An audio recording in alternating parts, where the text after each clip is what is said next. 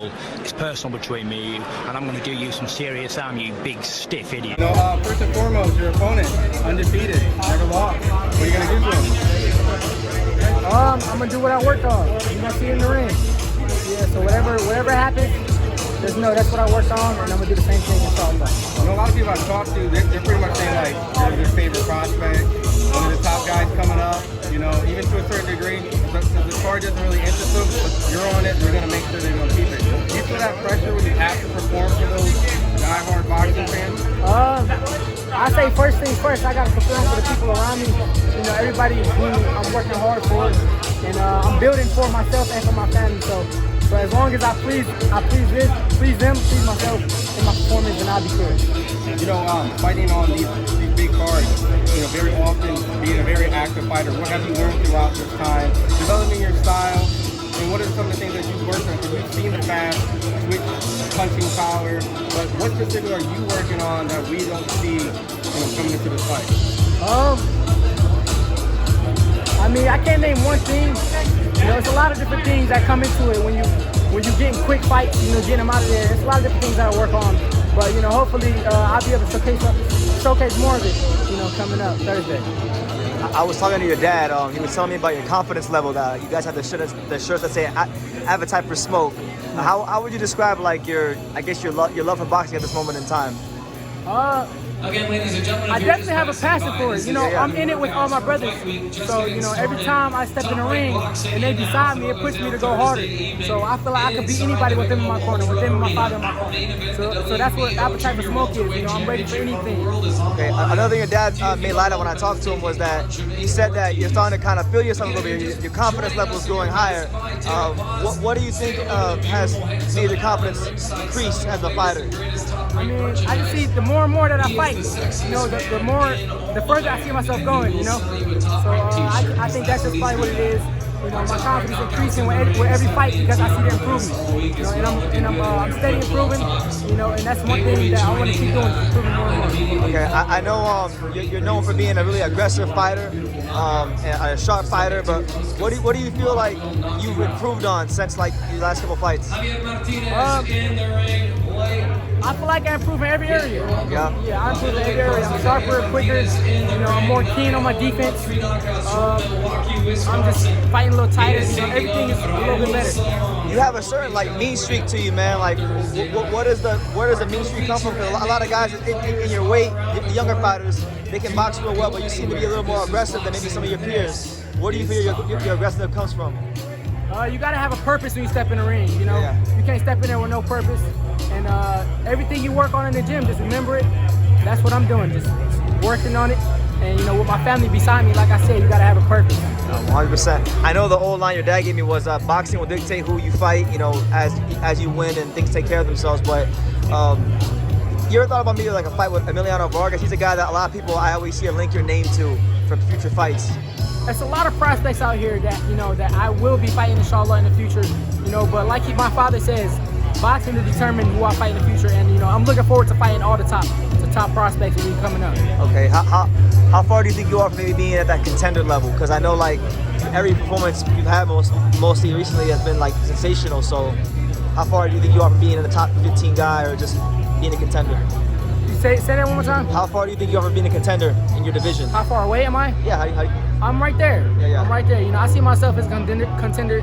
I see myself being able to fight for a world championship soon. But we moving comfortably. We moving how we supposed to move, and we getting it done.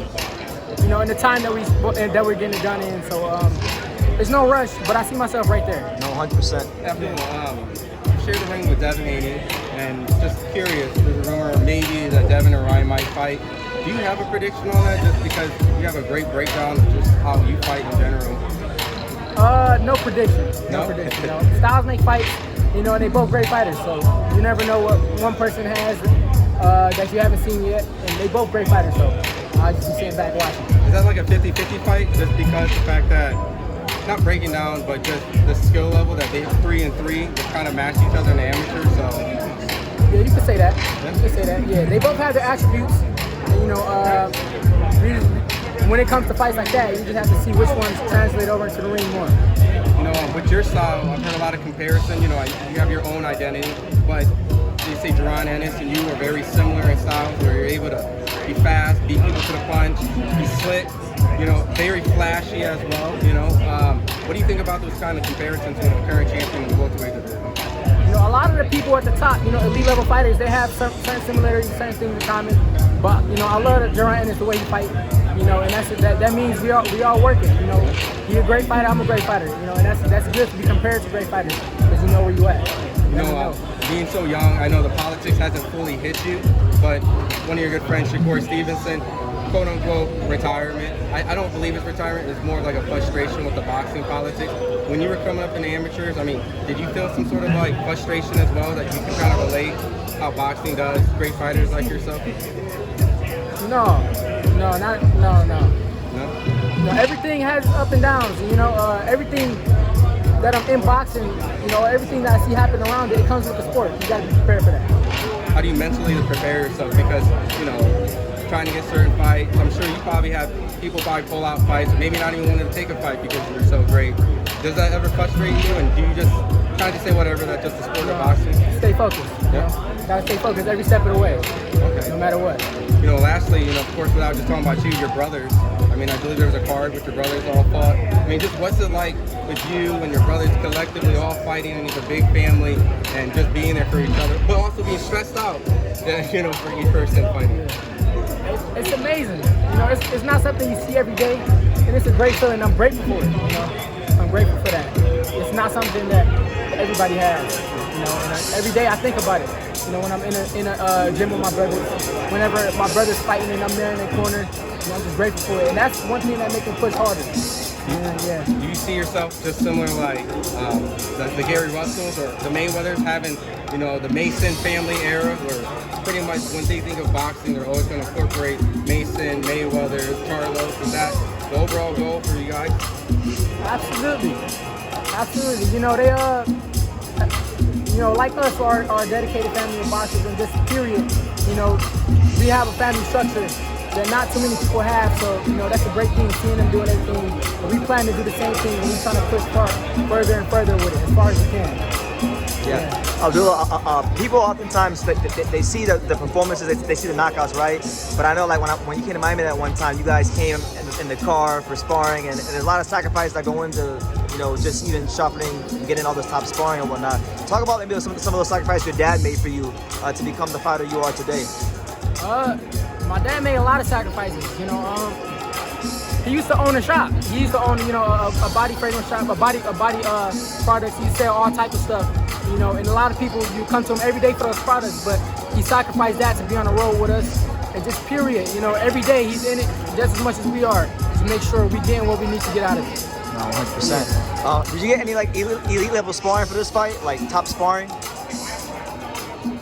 Yeah. Yeah. I did. Who you spar with?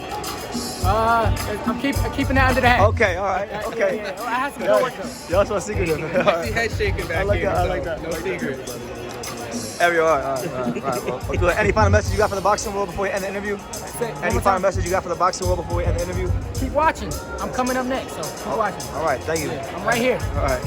Thank you for watching another video on the untouchable True School Sports Empire. For more great boxing content just like this video, click right here and make sure you subscribe. Much love from sunny South Florida.